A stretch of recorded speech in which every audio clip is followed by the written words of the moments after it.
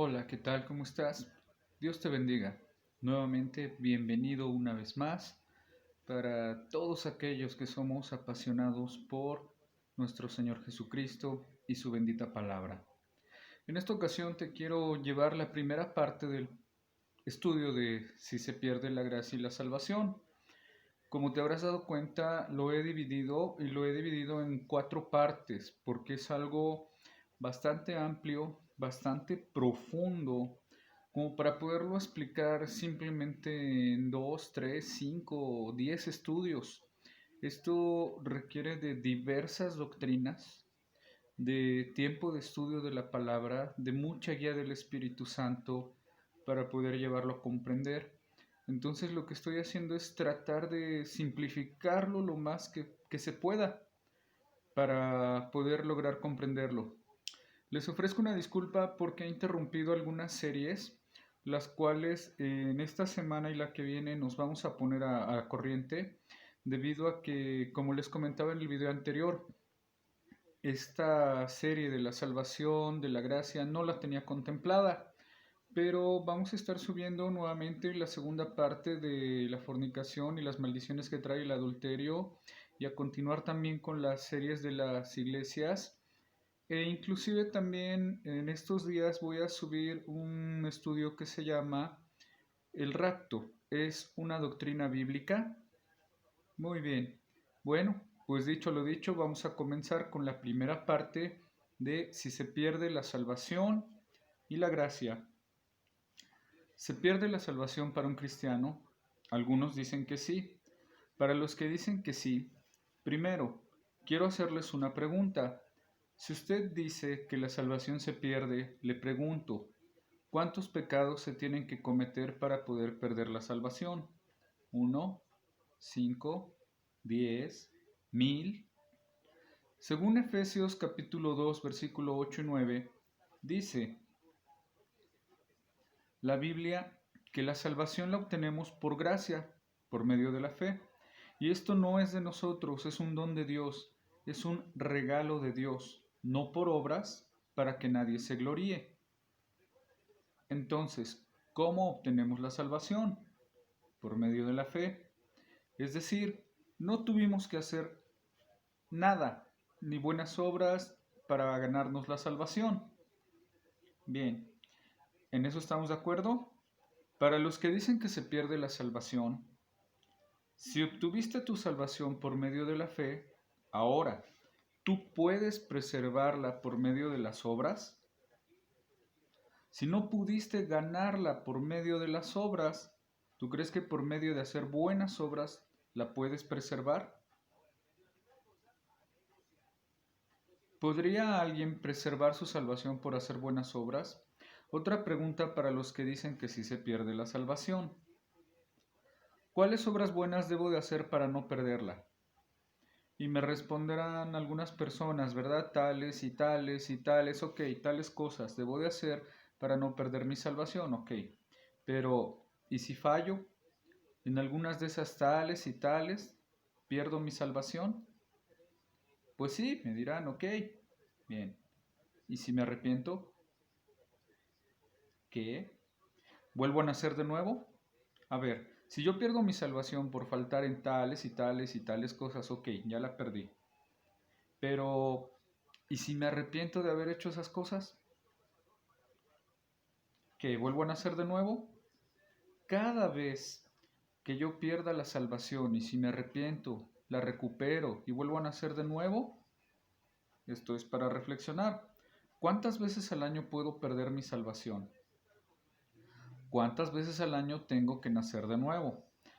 Esto solo es el intro para reflexionar muy brevemente, para ubicarnos superficialmente en la doctrina de la gracia. Porque el tener una posición extrema, por ejemplo, el querer cuidar mi salvación para no perderla, ha llevado a miles de cristianos a un cristianismo de obras, a un cristianismo de buenas obras, que es ese el cristianismo que cae en el legalismo. ¿Qué es el legalismo? El legalismo es un montón de reglas añadidas para obtener la salvación y para guardar y proteger mi salvación, es decir, son añadiduras por medio de ritos, creencias y fórmulas. Para yo comprender la obra de salvación, para yo completar la obra de salvación, porque no es suficiente. Es así como llegamos al punto de que sí, Cristo, pero más el bautismo. Y el bautismo no salva, salva la fe en Cristo. Pero algunos dicen, sí, pero no, la fe en Cristo, pero además el bautismo. No, sí, la fe en Cristo, pero además una penca de nopal en la espalda, ¿verdad? Un rollo de zarzas y me voy flagelando por todo el pueblo. No, sí, la fe en Cristo, pero además una penca de nopal. Bueno, no, sí, Cristo, pero además San Filemón. Entonces, comenzamos a hacer un sinfín de reglas que no tienen nada que ver con la obtención y preservación de la salvación y caemos en un legalismo. Déjenme demostrarlo. En la Biblia vamos al libro de los Hechos, capítulo 15, versículo 1. Veámoslo con calma. Dice así: entonces algunos que venían de Judea enseñaban a los hermanos lo siguiente: si no se circuncidan conforme al rito de Moisés, no podéis ser salvos. ¿Qué estaba sucediendo ahí? Esta gente no estaba entendiendo bien la doctrina de la gracia. Dijeron, ok, sí, Cristo, pero además la circuncisión. Y fíjense lo que provocó eso, versículo 2. Como Pablo y Bernabé tuviesen una discusión y contienda no pequeña con ellos, quiero que noten esto, desde los tiempos apostólicos ha habido discusión al respecto. Bien, como quiero que noten esto bien, de si la obra de Jesucristo en la cruz fue suficiente o hay que añadirle, siempre ha habido discusión en que si ustedes no están en esta iglesia nadie será salvo, solo los que pertenezcan a nuestra iglesia son salvos. Eso es un legalismo, eso es añadirle, eso es querer completar la obra de Cristo, ¿no es cierto? Entonces dice, tuvieron una discusión no pequeña con ellos. En el versículo 2, se dispuso que subiesen pues Pablo y Bernabé a Jerusalén y algunos otros de ellos a los apóstoles y a los ancianos para tratar esta cuestión. Yo quiero que note, era muy importante, tan importante que se hizo un concilio. Un concilio, la misma palabra lo dice, es para conciliar. ¿Conciliar qué? Bueno, un tema, para ponerse de acuerdo respecto a un punto doctrinal dentro del cristianismo en sus inicios. ¿Y cuál era ese tema? De que si había de añadir las obras de la ley para obtener la salvación o no, o si bastaba la fe y la gracia para ser salvos. Y se juntaron para tratar el asunto, pues, versículo 3, ellos, pues, habiendo sido encaminados por la iglesia, pasaron por Fenicia y Samaria, contando la conversión de los gentiles, los no judíos, y causaban gran gozo a todos los hermanos, y llegando a Jerusalén fueron recibidos por la iglesia.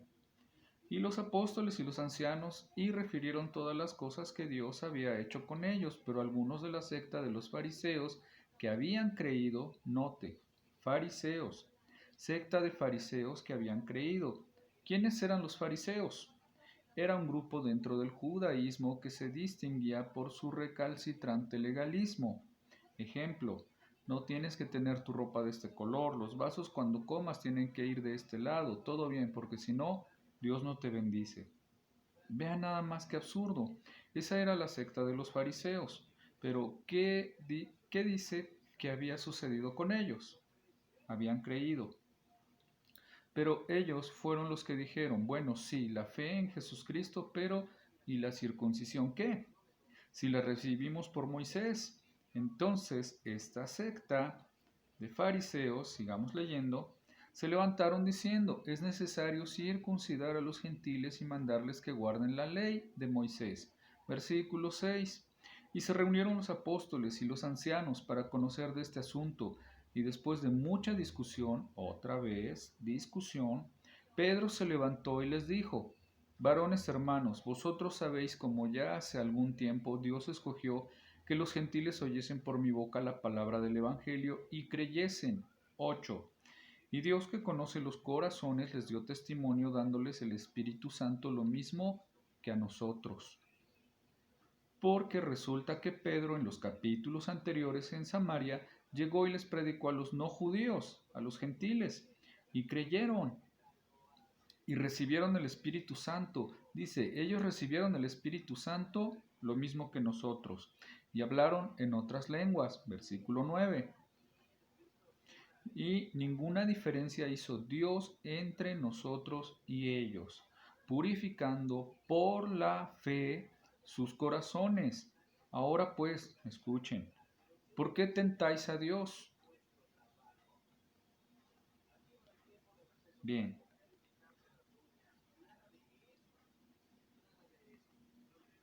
dice, ¿por qué tentáis a Dios? Tentáis a Dios es aquí, ¿por qué dudan de Dios, de lo que hizo a través de Cristo Jesús? ¿Por qué tentáis a Dios poniendo sobre la cerviz, sobre la espalda, el cuello de los discípulos? Escuchen, un yugo, la ley, las obras de la ley para ganar salvación y obtener favor de Dios. Ese es el yugo. Un yugo que ni nuestros padres ni nosotros hemos podido llevar. Si nosotros no hemos podido, ¿ustedes creen que los gentiles van a poder?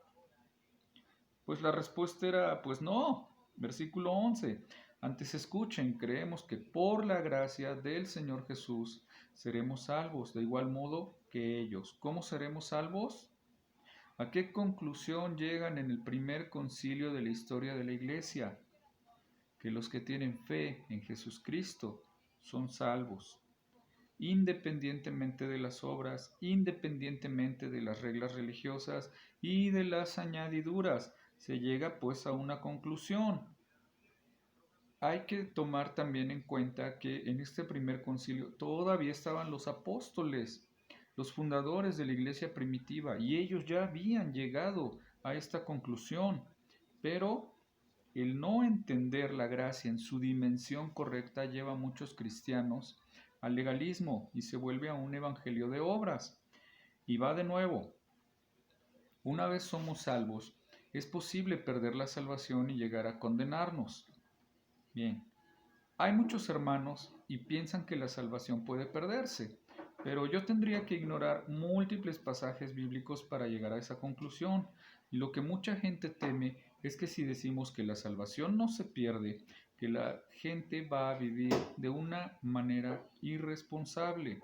Bueno, la realidad es que si tú eres un verdadero cristiano, un verdadero creyente, nacido de nuevo, con nueva naturaleza, con cambio de corazón, con cambio de mente, tú no vas a pensar de esa manera.